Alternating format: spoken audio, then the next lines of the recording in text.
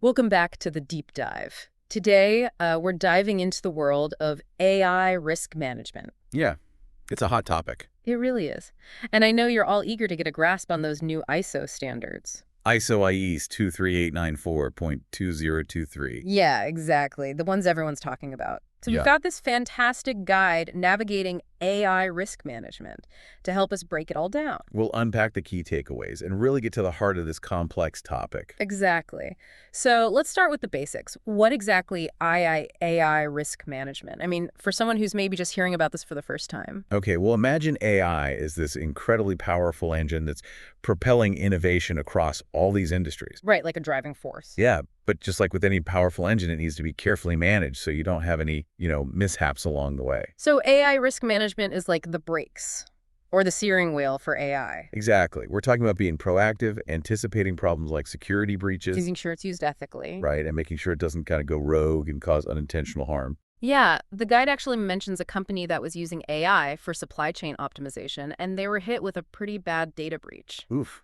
Yeah, that's a prime example of why AI risk management is so important. And that's where these ISO IEC 23894.2023 standards come into play, right? Exactly. They're kind of like the rule book for responsible AI development. It doesn't matter what size company you are or what industry you're in, Right. They apply to everyone from tech startups. to big financial institutions. Exactly. Think of it as a blueprint for safe, secure, and ethical AI systems. Okay, so let's dig into some of the key chapters of these standards.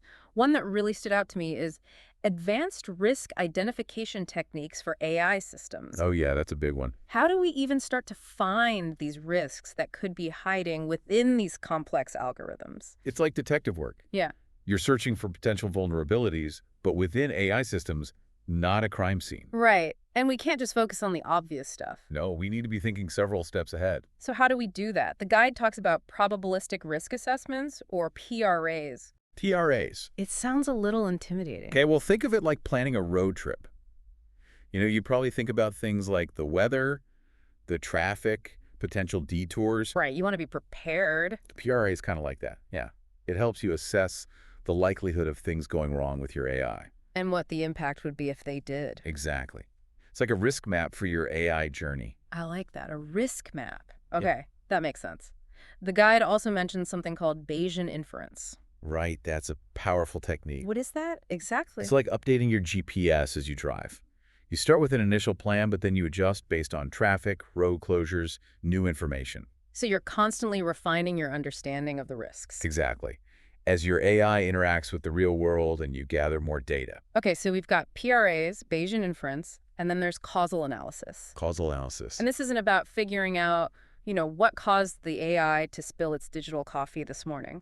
No, it's about understanding cause and effect relationships within AI systems. Yeah. Two things might look related on the surface, but causal analysis helps you figure out the real underlying reasons for certain outcomes. So if an AI makes a decision that seems a little strained or unexpected, causal analysis can help us understand why. Exactly. You're peeling back the layers and getting to the root of the AI's behavior. It's interesting because it seems like we're using AI to help us assess the risks of AI. It's kind of meta. It is. AI-driven risk assessment tools are becoming increasingly sophisticated. They can sift through tons of data looking for patterns that humans might miss. Like AI detectives searching for clues we might overlook. Precisely, they can help us prioritize risks based on potential impact and help us catch things early on. That's fascinating. With all this talk about AI, where do humans fit into this whole picture? Well, the guide emphasizes something called human in the loop, or HITL. HITL. Yeah, it basically means that humans are still involved in crucial parts of AI development and deployment. So it's not about replacing humans altogether. No, it's about finding that sweet spot where AI can augment our capabilities. We get the best of both worlds. Exactly. We leverage AI's analytical power, but we also retain human judgment, ethics, and common sense. Makes sense. Okay, let's move on to the next chapter. Robustness and resilience engineering in AI systems. Ah, yes, building AI that can withstand the unexpected. Yeah, it sounds a little like something you'd see in a rocket scientist's handbook. Maybe. But the concepts are actually pretty straightforward. Think of robustness as the AI's ability to handle variations and unexpected inputs without falling apart. Okay, so like an off-road vehicle that can handle rough terrain. Exactly. And then resilience is the AI's ability to recover from failures or disruptions. So if it hits a metaphorical pothole, it can bounce back and keep going. Precisely. Yeah. And the guide digs into some practical techniques to achieve both these things. One of them is data diversity augmentation. Data diversity augmentation. Break that down for me. Okay, well, imagine you're teaching someone to drive. You wouldn't just have them drive in perfect conditions on a sunny day. Right. You'd want them to experience different situations. Exactly. Different weather, road types, maybe some tricky traffic situations. Data diversity augmentation is similar. It's about training your AI on a wide range of data, including those unusual edge cases it might encounter in the real world. So you're essentially preparing it for anything. Exactly. Yeah. The more diverse the training data, the better prepared it'll be to handle whatever comes its way. Okay, that makes sense. The guide also mentions ensemble modeling. What's that all about? Think of it like having a team of experts working together on a problem. Each expert brings their own perspective and expertise, and by combining their insights, you're more likely to reach a better solution. Like a panel of judges on a talent show. Yes, exactly. Hmm. Each judge might have different preferences, but by looking at all the scores together, you get a more balanced assessment. And in this case, you're combining multiple AI models. Right, each with its own strengths and weaknesses. And by combining them, you create a more robust and accurate system. That's a pretty clever approach.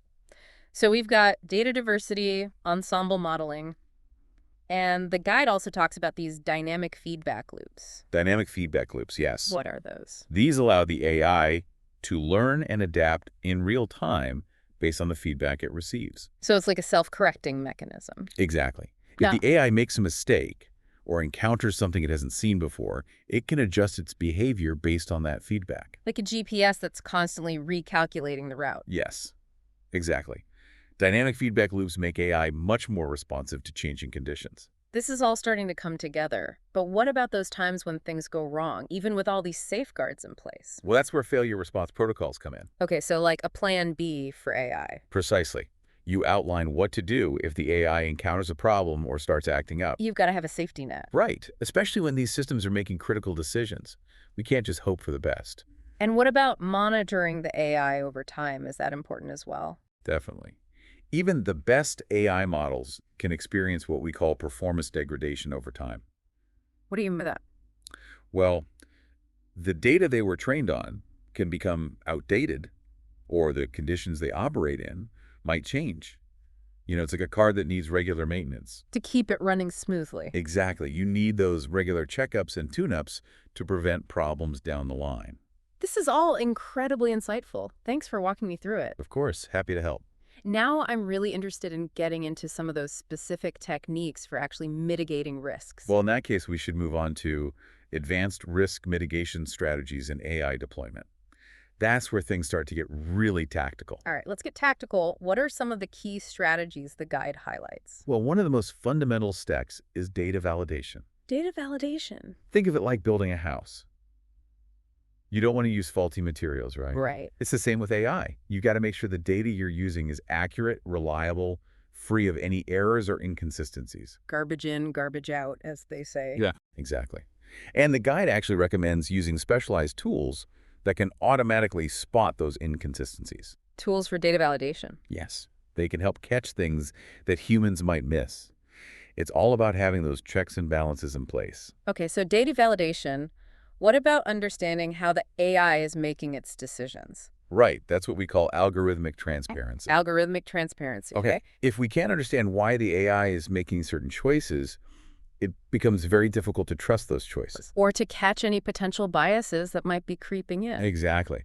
And there are a bunch of different techniques like interpretable machine learning and explainable AI or XAI that can help us peek inside the AI's decision-making process. So it's not just about getting the right answer, it's about understanding the why behind it. Exactly. And the guide even talks about some specific tools like Shape and Lime. Shape and Lime. Yes. These tools can actually show us which variables are the most influential in the AI's decision-making. Wow, that's amazing.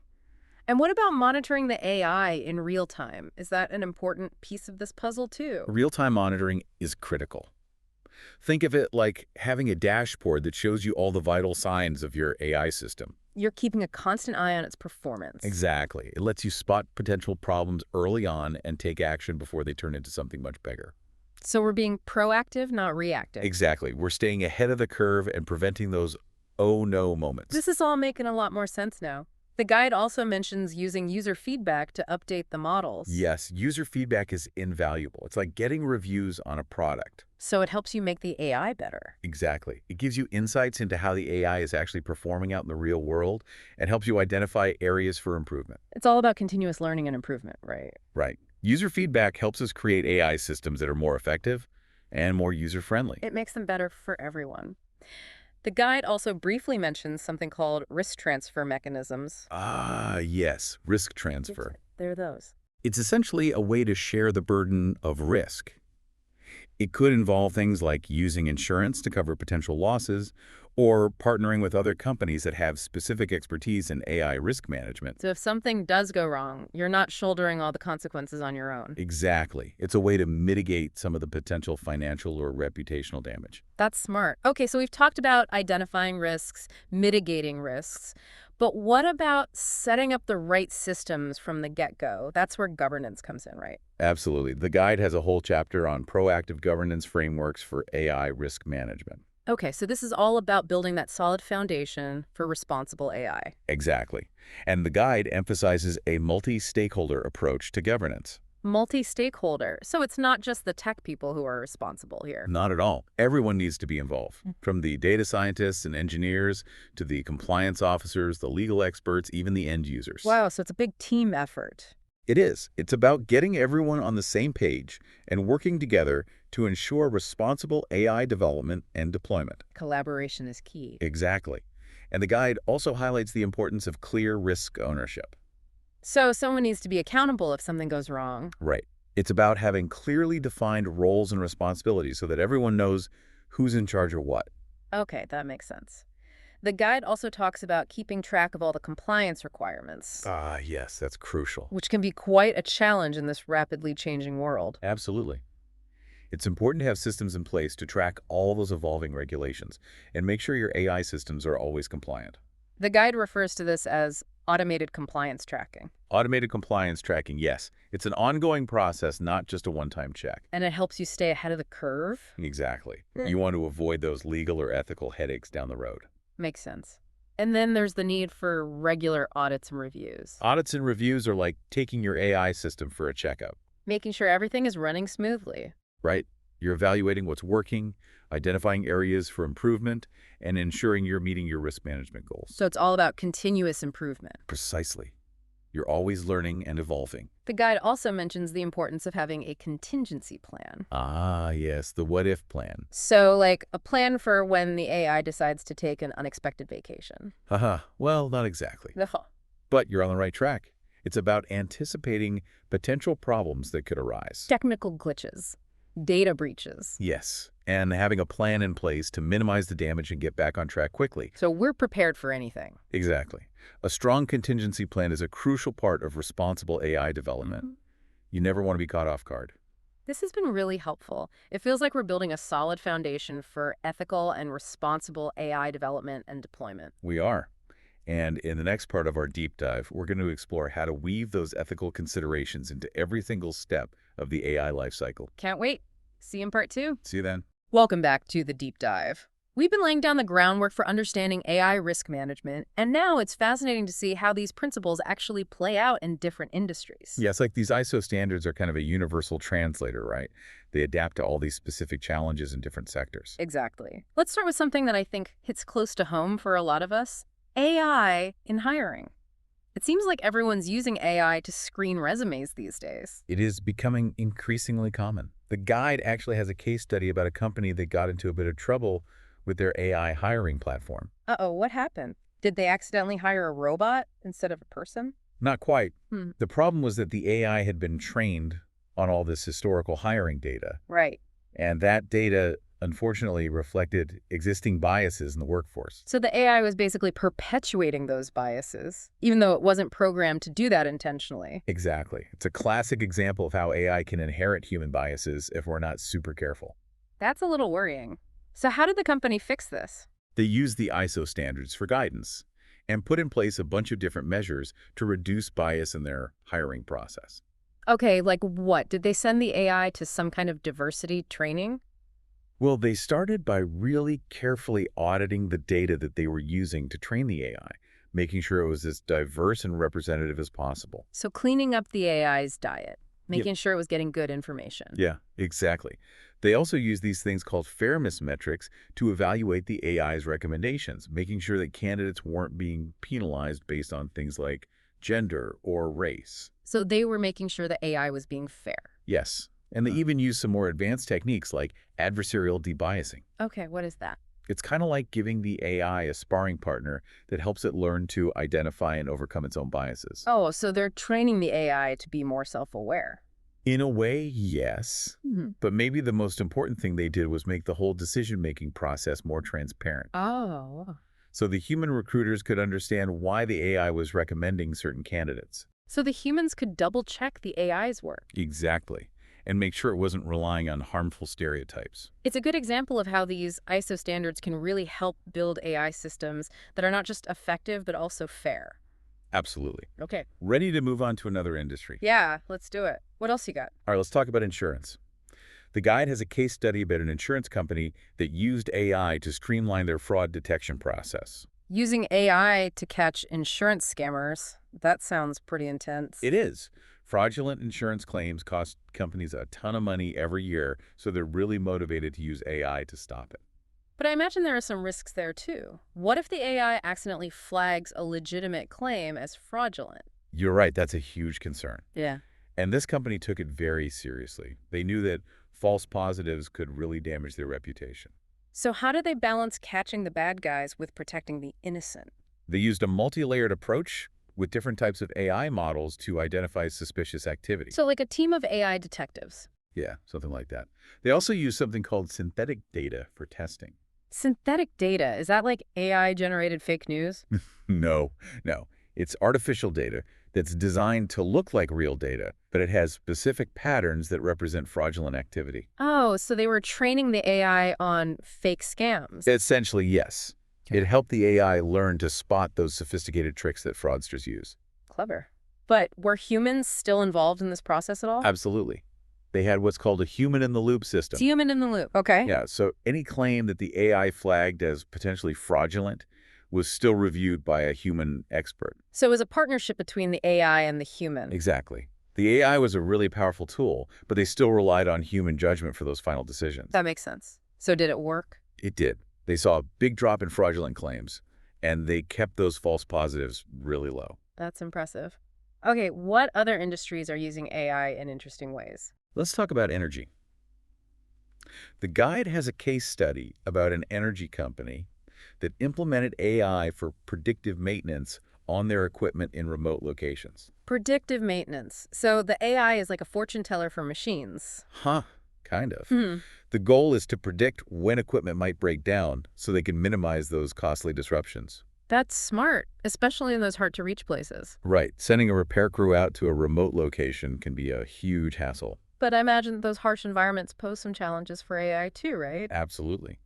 Things like extreme temperatures and dust can mess with sensitive equipment. So how did they make sure the AI could handle it? They were really strict about data quality. They had all these protocols in place to make sure the AI was only getting accurate information. So no faulty sensor readings messing things up. Exactly. Huh. And they also used anomaly detection algorithms to constantly monitor the data streams. So kind of like an early warning system. Yeah, that's a good way to put it. And on top of that, they created a super detailed incident response plan outlining what to do if the AI predicted a failure or if something unexpected happened. So they were prepared for any situation. Exactly. They knew that being prepared was super important when you're dealing with those remote locations. Makes sense. And did it pay off? It did. They were able to significantly reduce equipment downtime, which saved them a lot of time and money. That's great. Okay, one more industry for you. What about retail? It seems like AI is popping up everywhere in retail these days. Yeah, it's really changing the game. The guide talks about a retail chain that used AI for customer sentiment analysis. Sentiment analysis. So they were using AI to figure out if their customers were happy or not? Exactly. They were analyzing customer feedback from all kinds of sources. Yeah. Social media, online reviews, even in-store surveys. Wow, that's a lot of data. It was. They wanted to get a really clear picture of how people felt about their brand. Were they trying to read their customers' minds? Uh-huh. Not quite. But they were definitely trying to understand their customers' emotions. I mean, happy customers are more likely to come back for more, right? Exactly. But they ran into a bit of a problem. The AI wasn't always accurate in its analysis. What do you mean? Was it misinterpreting things? It was struggling with some of the nuances of human language. Things like sarcasm and slang.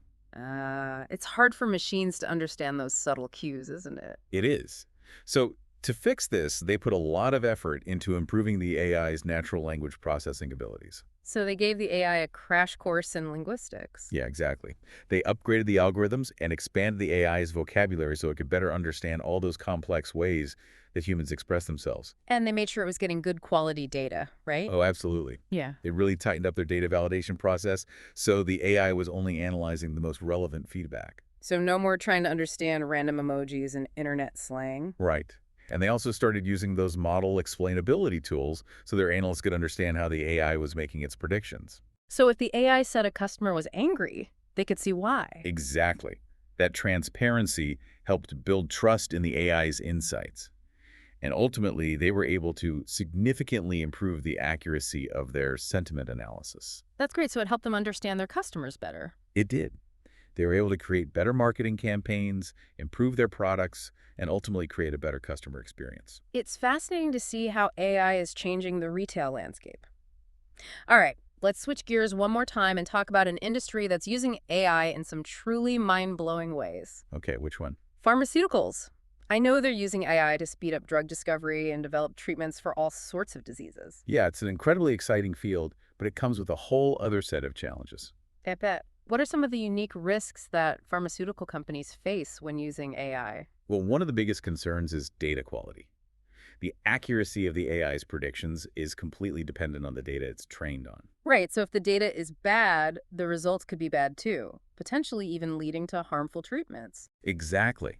That's why the guide highlights this case study about a pharmaceutical company that implemented this very rigorous data provenance tracking system. Data provenance tracking, that sounds intense. It is. It's basically about carefully documenting the origin and history of every single piece of data that they use to train their AI. Wow, so they know exactly where each piece of data came from. Exactly. It's like creating a detailed family tree for every data point. Okay, I get it. So they're making sure that their data is reliable and accurate. Exactly. And they went even further than that. They also used all sorts of advanced statistical techniques to validate the AI's predictions, making sure that they aligned with existing medical knowledge and the results of clinical trials. So they were double-checking the AI's work. Yes, they were super cautious because they knew the stakes were incredibly high. I can understand why. Did they have any ethical concerns about using AI for drug development? They did.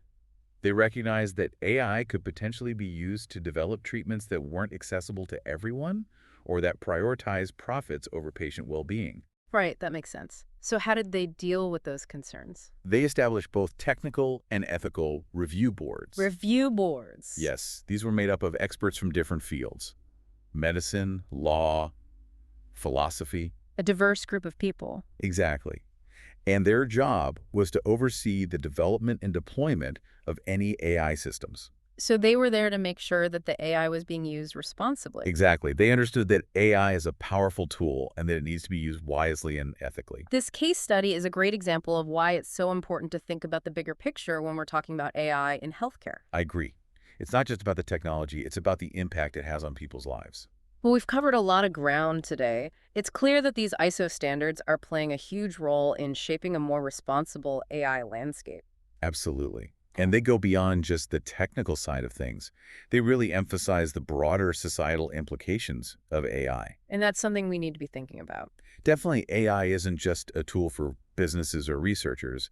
It's something that's impacting all of us. Right, it's changing our world. And in the next part of our deep dive, we're going to zoom out even further and explore some of those broader societal implications. I'm really looking forward to that. Can't wait to see what insights we uncover. Me too. See you in part 3.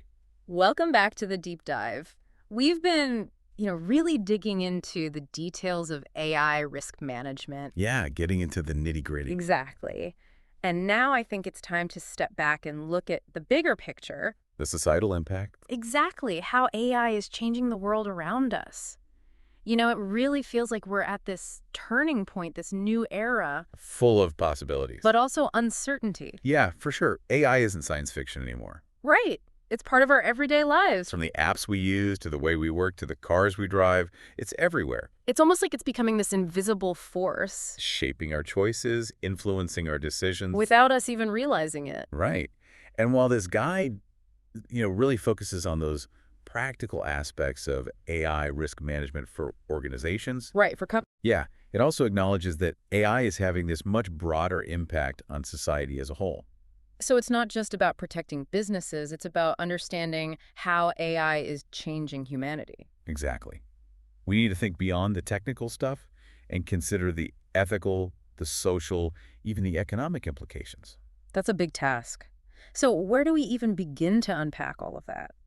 Well, I think one of the most pressing issues is the future of work. Oh, yeah. As AI becomes more sophisticated, there's this growing concern that it's going to automate a lot of the jobs that humans currently do. It's the whole robots are taking over thing. Right. And I get it. It can be pretty unsettling. It is unsettling, especially when you think about, your livelihood, your career. Of course, change is always a bit scary. But it's important to remember that every time there's been a major technological advancement. Right, like the internet. Exactly. The internet, the automobile, the printing press, all of these things, they disrupted the job market. Some jobs disappeared, new ones were created. Right. And I think AI is going to be similar. While some jobs will definitely be automated. New opportunities will emerge. Exactly. Jobs that we can't even imagine yet. Okay, so it's not necessarily a case of robots versus humans. No, not at all. It's more like, reshuffling the deck, creating a whole new landscape of possibilities. Okay, that makes me feel a little bit better. But what about the people whose jobs are displaced by AI? How do we make sure they're not left behind? That's a really important question, and Yeah. it's something we need to be thinking about now. We need to invest in those education and retraining programs. Give people the skills they need for these new jobs. Right. Equip them to succeed in this new world. So instead of being afraid of AI, we should see it as a chance to learn new things and kind of reinvent ourselves. Exactly. It's about being adaptable and, being ready for whatever comes next. And this is where those governance frameworks we talked about earlier become really important, right? Absolutely. We need to create policies that support workers through these transitions. Policies that protect people. Right? Things like maybe universal basic income or job sharing programs. We need to have those conversations now. We do. It's a complex issue, but it's one that we can solve if we work together. All right, so we've talked about the impact on jobs, but what about some of the other ways that AI is changing society? Well, another big one is privacy. Oh, yeah. As AI becomes more and more widespread, it's collecting massive amounts of data about us. And sometimes we don't even know what's happening. Right. We're leaving these digital footprints everywhere. And AI is tracking our every move. Yeah, it's a good analogy. Yeah. And, this data can be used for good things. Right, like personalized recommendations or better healthcare. Exactly. But it can also be misused or exploited. Leading to discrimination, manipulation, all sorts of problems. Right. So it's a balancing act. We need to find that sweet spot between utilizing AI's power while also protecting our privacy. It sounds tricky. It is. We need strong data privacy laws. Laws that give individuals more control over their own information. Right. And we also need to develop better technologies that prioritize privacy from the beginning. So building privacy into the design of AI systems. Exactly. It's about baking it into the cake, not just adding it as a sprinkle on top. I like that analogy. And I think something that's really important too is education. Yes. We need to be more digitally literate. So understanding how AI works, how our data is being used. Right. And knowing how to protect ourselves. It's about being informed citizens, not just passive consumers. Exactly. The more we know about AI, the better equipped we'll be to deal with its challenges and make sure it's used for the right reasons. This has been a really thought-provoking conversation. AI is forcing us to grapple with some really profound questions. It is. Questions about what it means to be human and how we want to live in this increasingly technological world. And while we may not have all the answers right now, It's crucial that we keep asking those questions keep having these conversations. and keep working together to create a future where AI benefits all of us. Well said. This deep dive has been incredible. It's clear that AI risk management is about so much more than just those technical safeguards. It's about having a vision for the future we want to build. A future where AI is used for good. A future where technology empowers humanity, not the other way around. Well, that's a great note to end on. Thank you so much for sharing your expertise with us. It's been my pleasure. And to our listeners, thank you for joining us on this deep dive into the world of AI. Keep exploring, keep learning. And keep asking those tough questions. The future of AI is in our hands. That's it for this episode of The Deep Dive. Until next time, stay curious.